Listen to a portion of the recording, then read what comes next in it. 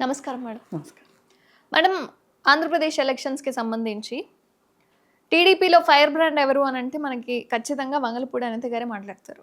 ఏ సందర్భం వచ్చినా సరే, ఏ టాపిక్ వచ్చినా గానీ ఖచ్చితంగా ఆమె రెస్పాండ్ అయ్యే తీరుతారు. సో, ఇప్పుడు ఆమెకి హోంశాఖ ఇచ్చారు.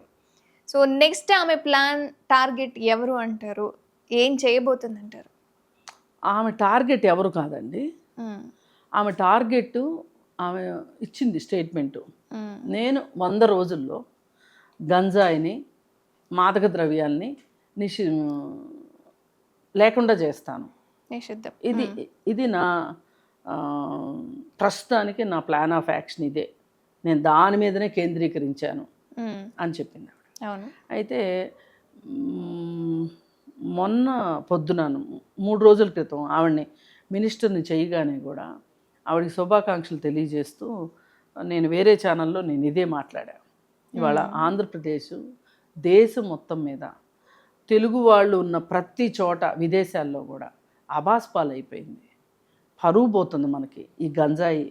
దీంతో పట్టపగలు గంజాయి అమ్ముతున్నారు ఆంధ్రప్రదేశ్లో. అంతెందుకు మేడం, నిన్న నైట్ కూడా ఒక ఇన్సిడెంట్ జరిగింది మదనపల్లి అనే గ్రామంలో. ఒక ఆయన ఏం అయింది అల్లరి చేస్తున్నారు అని అంటే 12 మంది మగపిల్లలందరూ కలిసి ఆయన్ని చితకబాదాడు రాళ్లతోని, కర్రలతోని. అసలు ఏందో ఈ పరిస్థితి అసలు. అంటే వాళ్ళు ఏమవుతున్నారంటే గంజాయి తీసుకున్నప్పుడు ఆ మత్తులోకి వెళ్ళిపోయి వాళ్ళు విచక్షణ జ్ఞానం కోల్పోతారు. అప్పుడు ఒక మాబ్ నేచర్ వచ్చేస్తుంది వాళ్ళలో. వాళ్ళని హింసించుకుంటారు, పక్క వాళ్ళని హింసిస్తారు, వాళ్ళని వాళ్ళు గాయపరుచుకుంటారు, పక్క వాళ్ళని గాయపరుస్తారు. మనం ఏం చేస్తున్నాము అని మన ఆలోచన మీద నియంత్రణ లేకుండా ఉంటారు. అందుకే గంజాయి చాలా ప్రమాదము. ఈ గంజాయి ఒకటి, ఈ మాదక ద్రవ్యాలు ఒకటి, ఈ రెండింటిని ఇది మా రాష్ట్రంలో లేకుండా పారద్రోలుతాను అని చెప్పి ఆవిడ ప్రతిజ్ఞ చేశారు. ఎందుకంటే ఈ రెండింటి వల్ల మహిళలపైన హింస పెరుగుతుంది. సమాజంలో హింస పెరగడానికి ఈ రెండు ఒక కారణం. అంటే ఇదొక్కటే కారణం అని చెప్పను నేను. ఇది కూడా ఒక ప్రధానమైన కారణాలు ఇదొక కారణం. మహిళలపైన హింస తగ్గాలి. ఇప్పుడు ఆమె హోమ్ మినిస్ట్రీ ఇచ్చారు ఆవిడకి. హోమ్ మినిస్ట్రీ ఇచ్చారు అంటే భద్రతా వైఫల్యాల గురించి కావచ్చు, లేకపోతే శాంతి భద్రతల గురించి కావచ్చు. శాంతి భద్రతలు చంద్రబాబు నాయుడు గారు తన దగ్గర పెట్టుకున్నట్టున్నారు. ఈవిడికి ఇచ్చి లా అండ్ ఆర్డర్ ఇవ్వలేదు. కానీ ఏది ఏమైనా హోమ్ మినిస్టర్ అండర్లో లా అండ్ ఆర్డర్ కూడా ఉంటుంది ఎంతో కొంత. కాబట్టి ఏంటంటే ఇప్పుడు మనము ఆమె కూడా అదే ఉద్దేశంలో ఉన్నారని అర్థమైంది. ఇప్పుడు ఆవిడ ముందున్న టార్గెట్లు ఏంటి అంటే నేను మొదటి టార్గెట్ ఇదే చెప్పాను. ఇది గంజాయి మాదక ద్రవ్యాలే అని తగ్గించేసి అది దాన్ని అరికట్టాలి.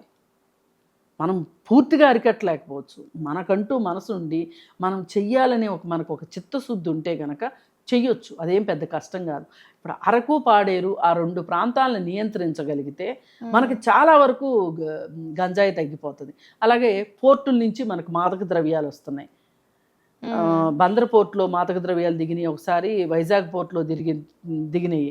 అలాంటప్పుడు ఎవరు ఆర్డర్ చేసుకుంటున్నారు, ఎవరి కోసం వస్తున్నాయి ఆ మాదక ద్రవ్యాలు అంటే మనకు చాలా ఈజీ పట్టుకోవడం. పోర్టుల మీద ప్రత్యేక శ్రద్ధ పెట్టాల్సిందే. అది ప్రైవేట్ వ్యక్తుల చేతుల్లో పోర్టులు ఉన్నా సరే ఆ పోర్టులను మట్టుకు ప్రత్యేక శ్రద్ధ పెట్టాల్సిందే. పోర్టుల నుంచే వస్తాయి మనకు మాదక ద్రవ్యాలు, ఇంకా వేరేగా ఏమీ రావటానికి ఉండదు. అందుకోసం అంటే కొన్ని విమానాల్లో కూడా వస్తాయి కానీ అంత స్థాయిలో వచ్చే అవకాశం లేదు. కాబట్టి దయచేసి ఆమె ఏదైతే ఒక నిర్ణయానికి వచ్చారో ఆ నిర్ణయానికి ఆవిడ చిత్తశుద్ధితో పనిచేసి వాళ్ళందరినీ అంతు చూడాలని నేను కోరుకుంటున్నా. ఆవిడ మట్టుకు నేను ఒక్కొక్కరు తాట తీస్తానని చెప్పింది ఆవిడ. జాగ్రత్త. ఆ మహిళల భద్రత గురించి కూడా మాట్లాడింది ఆవిడ. ఆడపిల్ల వంక కన్నెత్తి చూస్తే మట్టుకు కుదరదు, నేను ఊరుకోను అని చెప్పి మాట్లాడింది. ఆవిడకి ఏంటంటే చట్టాల పట్ల, సమాజం పట్ల అవగాహన ఉంది. కేవలం ఒక రాజకీయ నాయకురాల్లాగానే కాదు, ఆమె స్వతహాగా ఒక టీచరు. ఆమె ఒక రకంగా బాగా పరిజ్ఞానం ఉన్న మనిషి. సమాజం గురించి అసలు విషయాల పట్ల అవగాహన ఉంది. ఒకసారి ఎవరో అడిగారు, ఏంటండి రోజాకి మీకు అసలు పడదు ఏంటండి అని అడిగితే, అయ్యయ్యో మాకు ఆమెకి మా ఇద్దరికి వ్యక్తిగతంగా ఏముంటాయండి, కానీ ఆమెకు చట్టం తెలియదు, రూల్స్ తెలియవు, వాటికి విరుద్ధంగా మాట్లాడుతుంటుంది కాబట్టి కొంచెం చట్టం తెలుసుకుని మాట్లాడమ్మా, మనం జనాల్లోకి వచ్చాము అని చెప్తాను, అదే, అంతకంటే వేరే ఏమీ లేదు.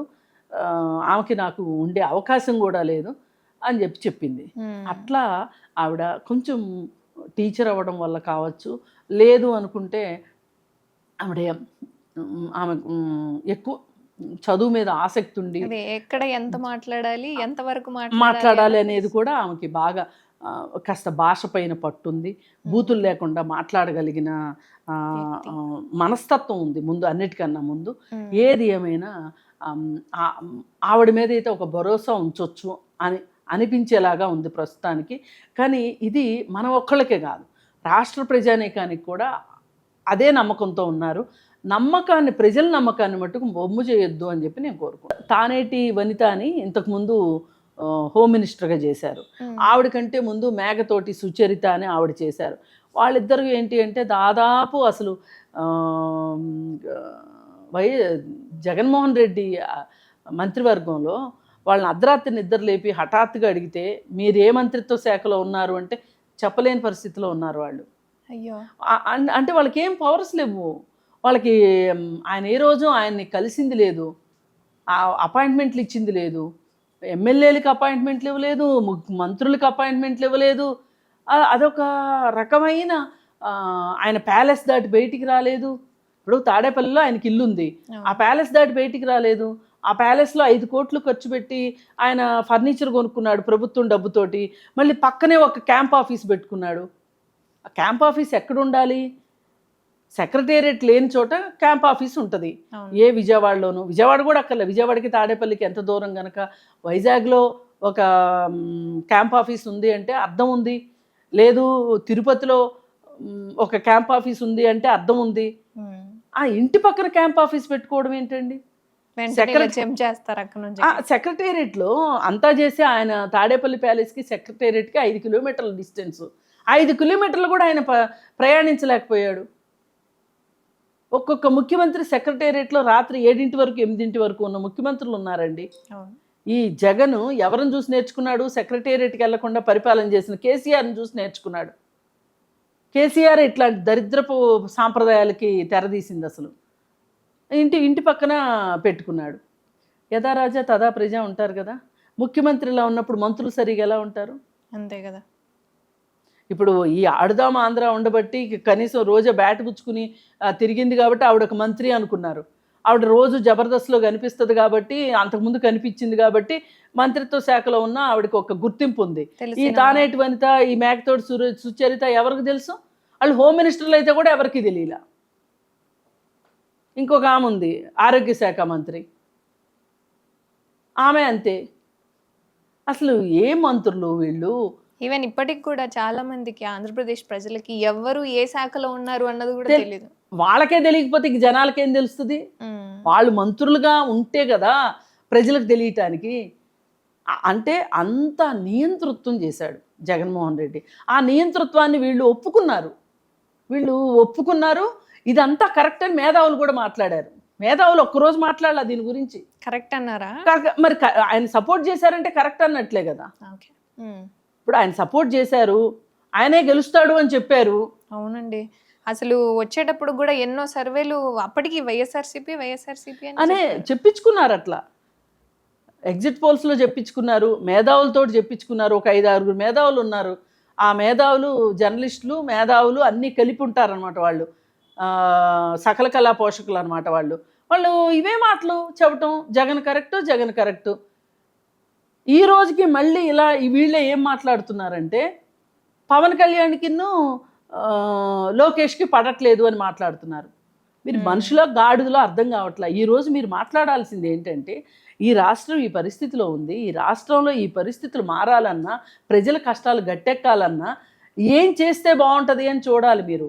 అంతేగాని పవన్ కళ్యాణ్ లోకేష్ కొట్టుకుంటున్నారా, వీళ్ళిద్దరు పంచాయతీలు చంద్రబాబు నాయుడు తీరుస్తున్నాడా లేదా, అదే మీకు అవసరం. ఇప్పుడు ఎవరెవరికి ఏమేం పదవిస్తారు ఈ రంధ్రాన్వేషణలా మీకు కావాల్సింది. ఈ గుడ్ల మీద ఏకలా మీరు కూర్చుని పీకేది స్టూడియోలో కూర్చొని. ఇవాళ మీరు మాట్లాడాల్సింది ఏంటి? విధానాల మీద చర్చ పెట్టండి. ఈ విధానం అయితేనే కరెక్టు అని చెప్పండి, అవసరమైతే నిర్దేశించండి. అంతేగాని అసలు ఏమన్నా సంబంధం ఉందా ఆ ఇద్దరు పంచాయతీకి దీనికి? అసలు చాలా దారుణంగా తయారయ్యారు.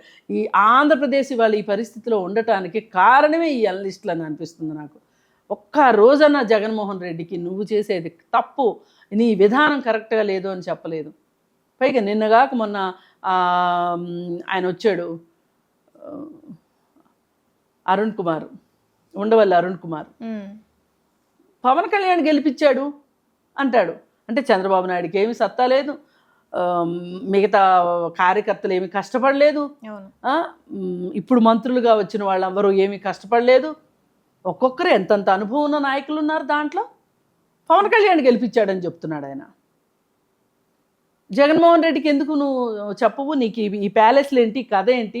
ఈ ఋషికొండ, ఆయన రాజమండ్రికి ఎంత దూరం? ఋషికొండ పెద్ద దూరం ఏం కాదు కదా. అసలు అట్లా గుండు కొట్టడం ఏంటి, ఆ ప్యాలెస్ కట్టడం ఏంటి, ఆ ప్రెసిడెన్షియల్ సూట్స్ అంట, ఒక్కొక్క సూట్లో 24,000 బాత్ టబ్బు.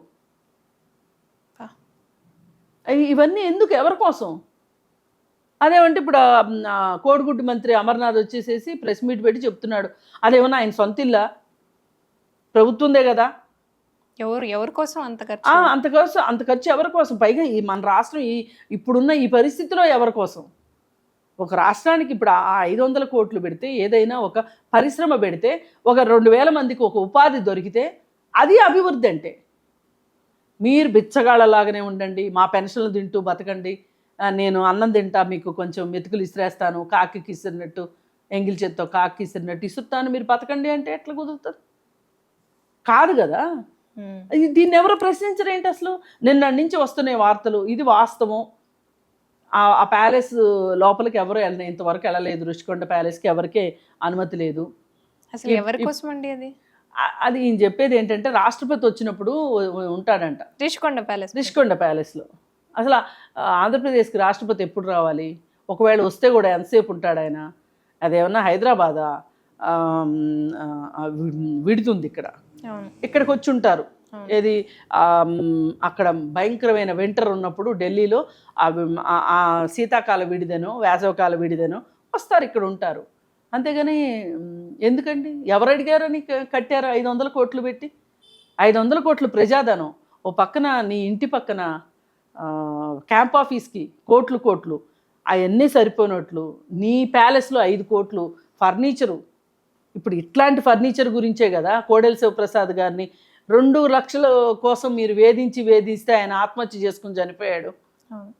ఇప్పుడు 2 లక్షలు ఎక్కడ, 5 కోట్లు ఎక్కడ? అంత అవసరమా? సరే, అది అయిపోయింది. హైదరాబాద్లో ఉన్న లోటస్ పాండ్ ఆయన అధికారిక ఆయన నివాసం. ఆ నివాసంలో కూడా సైడ్కి జిహెచ్ఎంసి దాంట్లో అవి పగలగొట్టింది. అది జిహెచ్ఎంసి గొడవ అనుకోండి.